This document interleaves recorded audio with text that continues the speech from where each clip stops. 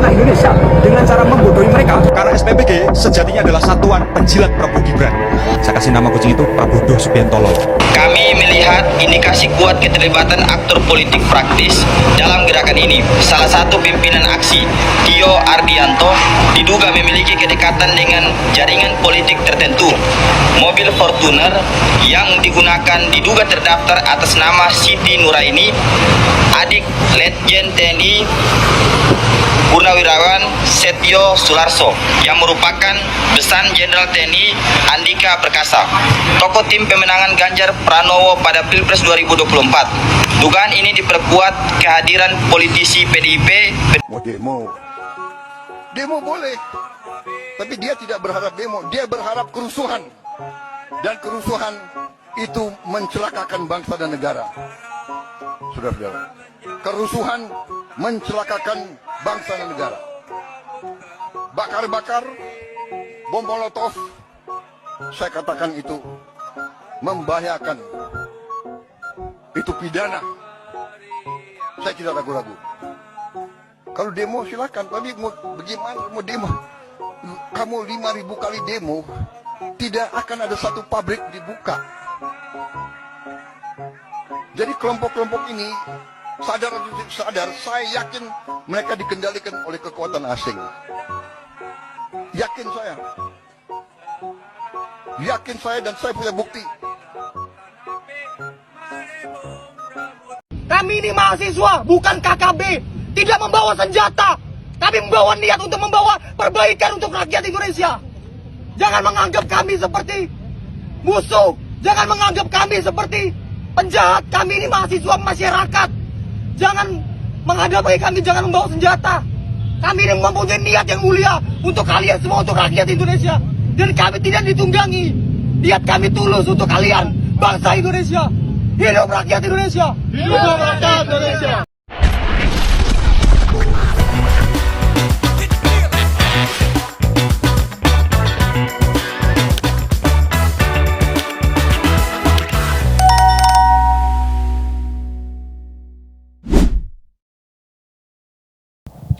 Assalamualaikum warahmatullahi wabarakatuh, sahabat pelita yang dirahmati Allah ya. Ketemu kembali dengan channel ini, semoga sahabat pelita dalam kondisi sehat walafiat dan tentunya masih dalam limpahan dan lindungan yang maha kuasa. Dalam video ini kita sama sekali tidak mau menyudutkan kelompok si A, kelompok si B tentang apa yang terjadi, entah itu kemarin, entah itu yang baru saja sekarang ya, tentang statement-statement para petinggi di negara kita yang mungkin banyak orang-orang tersentil ya dengan ucapan-ucapannya. Tetapi dalam video ini sekali lagi tidak ada maksud untuk menyudutkan pihak manapun. Jadi buat sahabat pelita langsung saja disimak keseluruhan videonya ya. Karena apa? Ketika kita melihat hanya sebatas cuplikan video, takutnya terjadi kesalahpahaman dalam memahami mungkin sebuah video yang sempat beredar di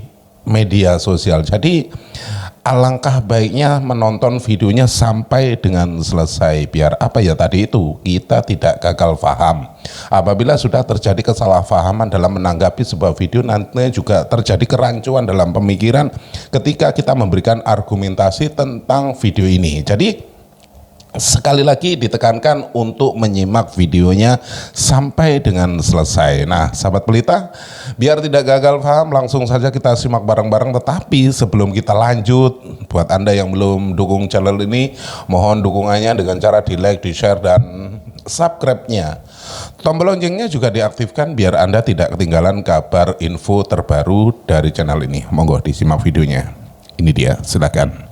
Baik, bismillahirrahmanirrahim. Assalamualaikum warahmatullahi wabarakatuh. Waalaikumsalam warahmatullahi wabarakatuh. Waalaikumsalam. Saya selaku juru bicara perwakilan dari BEM Fakultas Bersatu hari ini akan menyampaikan beberapa pernyataan sikap kami, yakni pernyataan sikap tolak gerakan mahasiswa yang ditunggangi kepentingan politik praktis.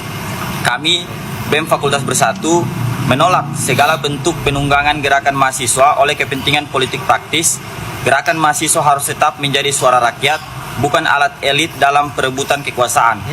Kami menilai sejumlah aksi mahasiswa belakangan ini mulai kehilangan arah, ditandai minim kajian, lemahnya argumentasi, dan ketidakjelasan substansi tuntutan. Kondisi ini memunculkan pertanyaan apakah gerakan masih berpihak kepada rakyat atau telah disusupi agenda tertentu. Berdasarkan hal tersebut, terdapat beberapa catatan utama. Pertama, kami mempertanyakan prioritas isu yang diangkat. Di tengah kebutuhan mendasar masyarakat, perhatian justru tersedot pada isu yang tidak menjadi urgensi utama. Sementara itu, program makan bergizi gratis yang berdampak langsung pada gizi dan kesejahteraan masyarakat justru menjadi sasaran penolakan, meski perbaikan tata kelola tetap diperlukan. Gerakan ini, kedua, kami melihat indikasi kuat keterlibatan aktor politik praktis dalam gerakan ini. Salah satu pimpinan aksi, Tio Ardianto, diduga memiliki kedekatan dengan jaringan politik tertentu. Mobil Fortuner yang digunakan diduga terdaftar atas nama Siti Nuraini, Siapa itu? adik Letjen TNI Purnawirawan Setio Sularso, yang merupakan besan Jenderal TNI Andika Perkasa, tokoh tim pemenangan Ganjar Pranowo pada Pilpres 2024. Dugaan ini diperkuat kehadiran politisi PDIP Perjuangan Andi Wijayanto di tengah masa aksi. Keterkaitan tersebut juga diperkuat oleh kehadiran Tio Ardianto dalam dialog nasional kebangsaan yang akan dilaksanakan di Bandung pada tanggal 18 Juni 2026 mendatang, bersama dengan sejumlah tokoh seperti Said Didu, Roy Suryo, Refli Harun, dan Dr. Tifa. Dalam forum yang sama, Legend TNI Setio Sularso juga tercatat hadir, menunjukkan adanya jejaring yang patut dicermati. Ketiga, kami menolak narasi krisis yang tidak berbasis data utuh karena berpotensi mengalihkan fokus publik dari agenda penting, termasuk pemberantasan korupsi berskala besar yang sedang berjalan. Keempat, kami menyayangkan dugaan pemanfaatan aksi mahasiswa oleh pihak luar sebagaimana telah diklarifikasi sejumlah BEM, termasuk Universitas Negeri Jakarta dan Unindra. BEM Fakultas Bersatu akan terus mengawal kemurnian gerakan mahasiswa agar tetap independen, berpihak kepada rakyat, serta bebas dari intervensi elit politik. Tuntutan BEM Bersatu. Poin 1, mendesak sterilisasi gerakan mahasiswa dari pendanaan, fasilitas, dan segala bentuk intervensi politik praktis. Poin 2, mendukung keberlanjutan program makan bergizi gratis dengan catatan perbaikan tata kelola agar tepat sasaran dan akuntabel. Ini baru waras, BEM yang waras nih ya, mahasiswa yang waras. Pantesan si Tio berani kali ya kan. Ternyata tadi ada juga ya Refli Harun, Said Gadu, Roy Suryo. Wow, mau bertemu mereka pada tanggal berapa tadi ya? Tanggal 18 kalau nggak salah. Uish. 3, Kebangsaan. mendukung pengusutan tuntas koruptor tanpa pandang bulu, serta mengajak seluruh mahasiswa Indonesia mengawal proses hukum secara kritis dan objektif. Demikian pernyataan sikap dari kami, yang mana hari ini saya selaku juru bicara dari BEM Fakultas Bersatu dalam hal ini menyampaikan kepada seluruh masyarakat Indonesia bahwa negara ini kemudian tidak melarang mahasiswa, pemuda, ataupun masyarakat untuk melakukan aksi unjuk rasa. Akan tetapi yang perlu untuk digarisbawahi adalah jangan sampai hari ini gerakan-gerakan kawan mahasiswa ataupun masyarakat ditunggangi oleh elit-elit tertentu yang kemudian memanfaatkan gerakan-gerakan tersebut untuk kepentingan pribadi, bukan kepentingan seluruh masyarakat Indonesia. Mungkin sekian pernyataan sikap dari kami.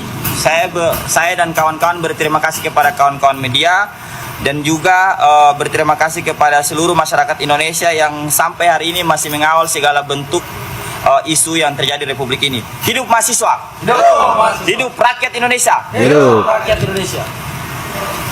Ini baru keren ya. Ini baru mantap. Ini baru mahasiswa yang ya intelek ya kan, yang cerdas.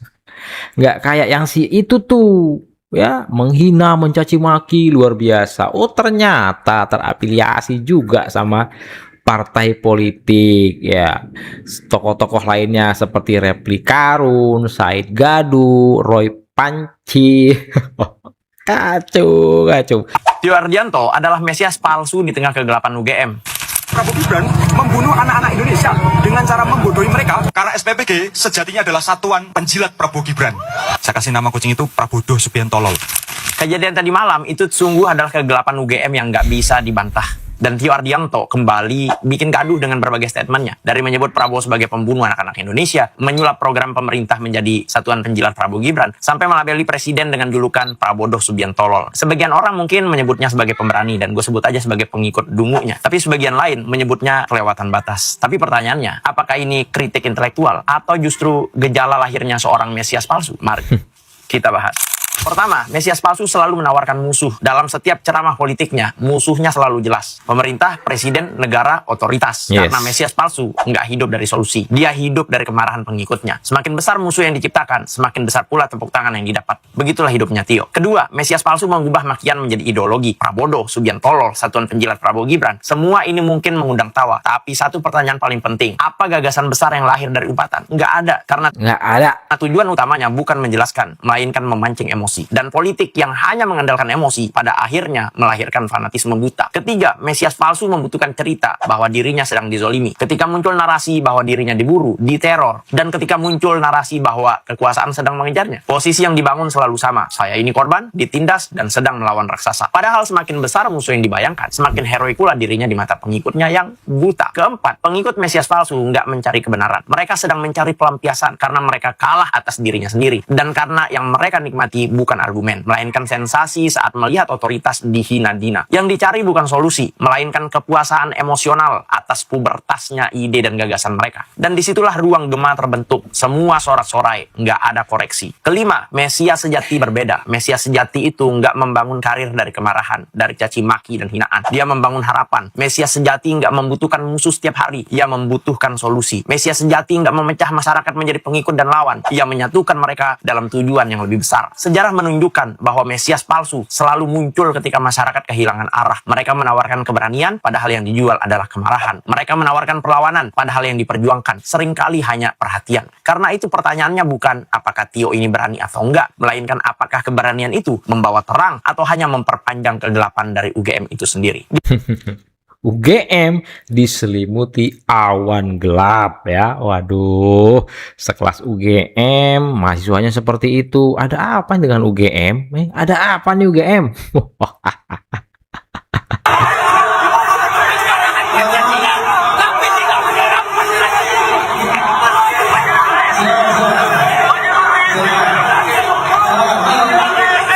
Apa sebenarnya yang ditakutkan dari sebuah dialog? Kalau para narasumber itu dianggap salah, keliru, atau mewakili kebijakan yang tidak disetujui, bukankah forum terbuka adalah tempat terbaik untuk menguji, membantah, bahkan mempermalukan argumen mereka dengan data dan fakta? Justru ketika forumnya dibubarkan, bahkan sebelum diskusinya berlangsung, narasumbernya dipersekusi, maka sudah jelas yang kalian tolak itu bukan argumen narasumbernya, melainkan hak orang lain untuk berbicara. Mau didengar tapi tidak mau mendengar. Ini paradoks yang serius. Selama ini sebagian kalangan mahasiswa mengkritik pemerintah atas tuduhan anti kritik, membungkam kebebasan berpendapat, otoriter, tidak demokratis, tidak membuka ruang dialog. Tapi ketika kesempatan dialog itu datang, forumnya malah dibubarkan paksa. Kalian ini mahasiswa atau preman kampus? Jika dialog dengan pihak yang berbeda pandangan saja kalian tidak mau memberikan ruang,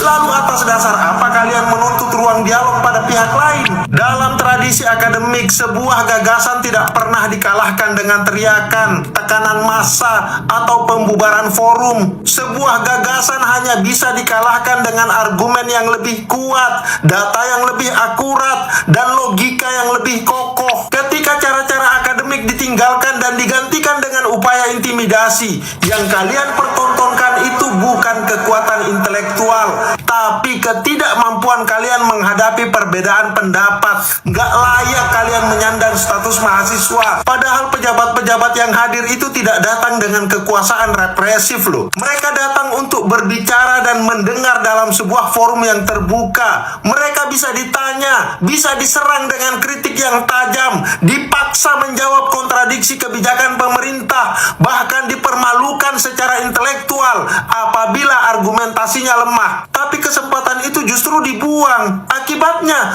yang hilang bukan hak para narasumber, tapi kesempatan mahasiswa sendiri untuk menguji dan menantang mereka secara langsung. Sumpah, ini akan jadi presiden buruk di mata masyarakat. Kampus UGM, kampus yang punya nama besar di republik ini, yang seharusnya menjadi simbol keterbukaan berpikir, justru terlihat tidak mampu mentoleransi kehadiran orang yang berbeda pandangan politik. Kalau setiap pembicara yang tidak disukai harus ditolak, harus diboikot, harus dibungkam, bahkan dipersekusi, maka UGM telah berubah dari arena pertukaran ide menjadi ruang gema yang hanya mengizinkan satu pandangan untuk didengar. Kalau begitu, ya agendakan saja si Tio itu tiap hari orasi tunggal di lapangan kampus. Kalau cuma seorang Tio yang kalian anggap layak untuk didengar, dianggap benar. Sumpah, sikap mahasiswa UGM tadi malam itu tidak pantas disebut perjuangan demokrasi, melainkan praktek yang menyerupai apa yang selama ini mereka tuduhkan kepada pemerintah, penolakan terhadap kebebasan berbicara. Dan ternyata merekalah pelakunya.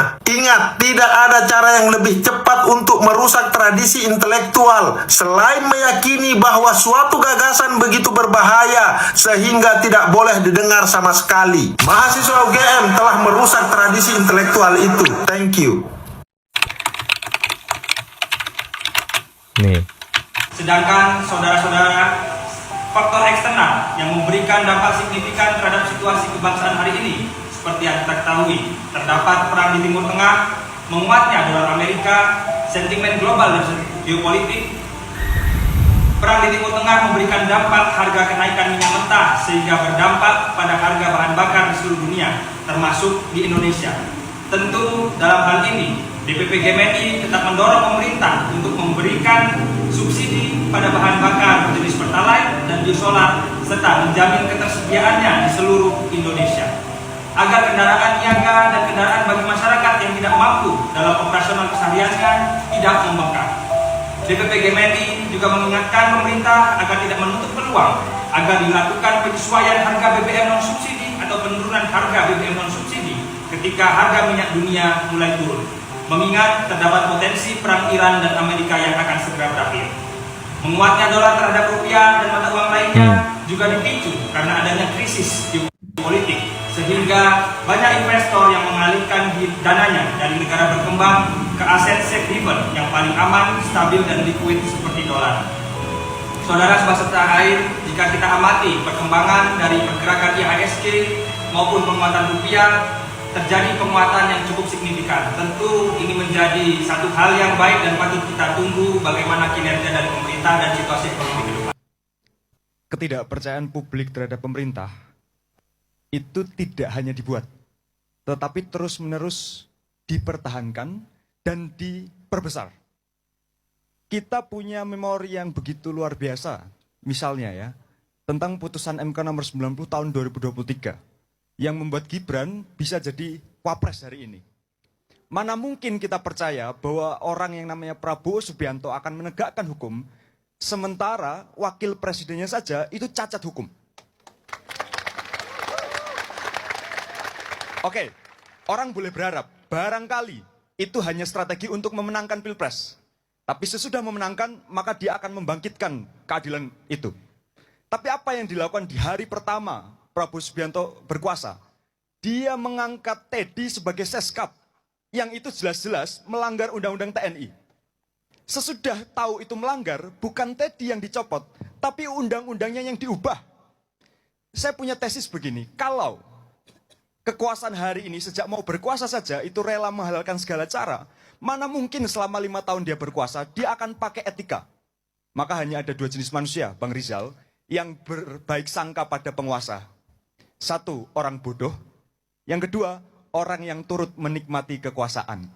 Saya harus apresiasi pada UII, karena secara tegas menolak untuk mengelola SPPG. Teman-teman, tepuk tangan dong. Mana Pak Rektor tuh? Menolak mengelola SPPG itu bagus. dan tindakan yang sangat heroik karena SPPG sejatinya adalah satuan penjilat Prabowo Gibran. Mau demo boleh, tapi dia tidak berharap demo, dia berharap kerusuhan, dan kerusuhan itu mencelakakan bangsa dan negara. Saudara-saudara, kerusuhan mencelakakan bangsa dan negara. Bakar-bakar, bom molotov, saya katakan itu membahayakan, itu pidana. Saya tidak ragu-ragu. Kalau demo silakan, tapi mau bagaimana mau demo? Kamu 5.000 kali demo, tidak akan ada satu pabrik dibuka. Jadi kelompok-kelompok ini sadar atau tidak sadar, saya yakin mereka dikendalikan oleh kekuatan asing. Yakin saya dan saya punya bukti.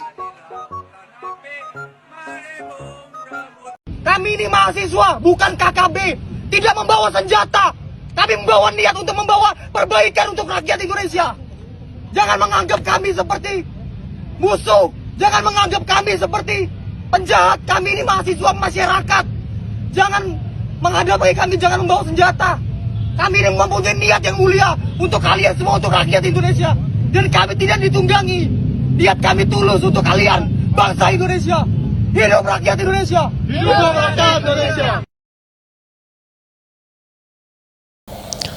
Sahabat pelita yang dirahmati Allah ya, keseluruhan video sudah kita simak bareng-bareng ya. Semoga kita bisa mengambil hikmah dari apa yang sudah kita tonton dan kita bisa menjadikan sebuah pelajaran, entah itu dalam hidup kita, entah dalam kegiatan kita sehari-hari, bahkan dalam bertutur kata.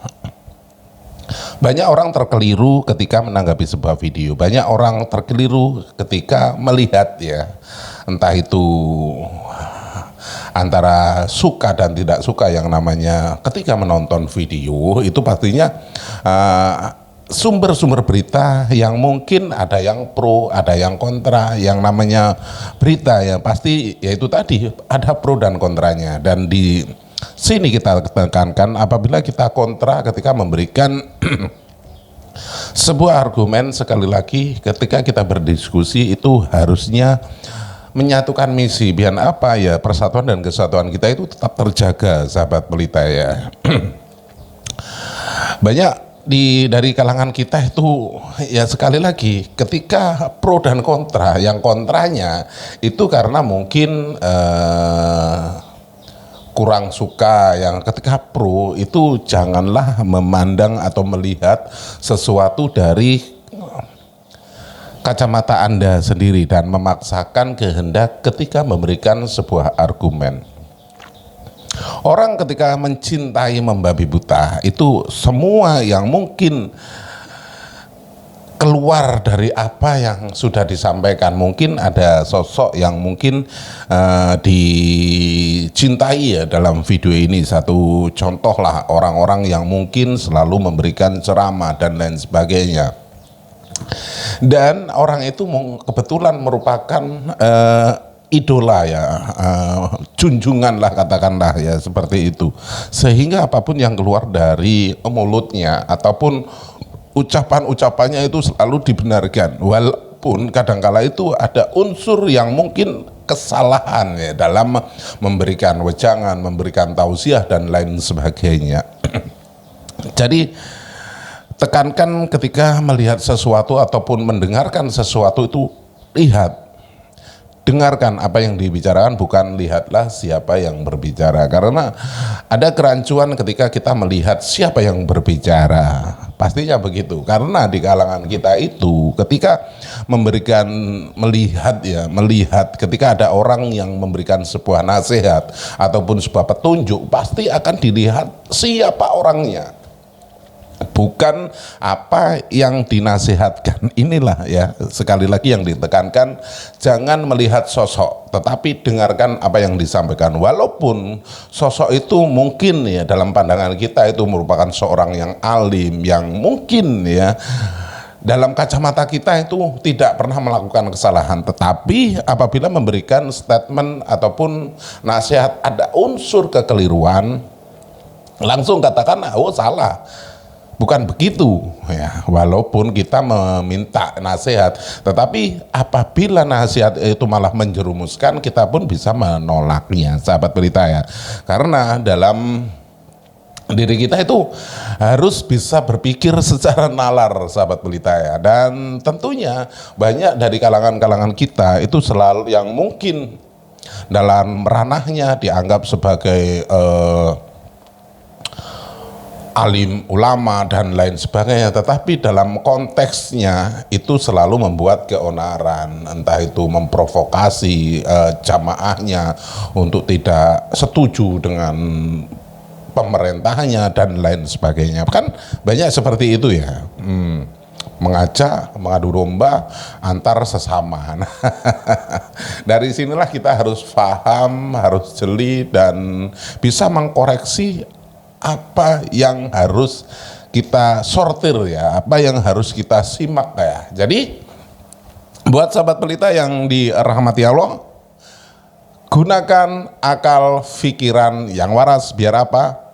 Biar tidak konslet. Terima kasih sudah klik video ini, dan apabila video ini bermanfaat, jangan lupa di like, di share sebanyak-banyaknya, dan tinggalkan jejak Anda di kolom komentar. Di akhir video sekali lagi izinkan saya mohon maaf yang tak terhingga apabila ada unsur kata-kata saya yang mungkin kurang berkenan di hati Anda, karena yang namanya orang itu ketika memberikan ucapan, memberikan salam itu mungkin ada yang terkeliru. Jadi sekali lagi izinkan saya mohon maaf yang tak terhingga. Di akhir video, terima kasih dan saya akhiri wabillahi taufiq wal hidayah. Wassalamualaikum warahmatullahi wabarakatuh.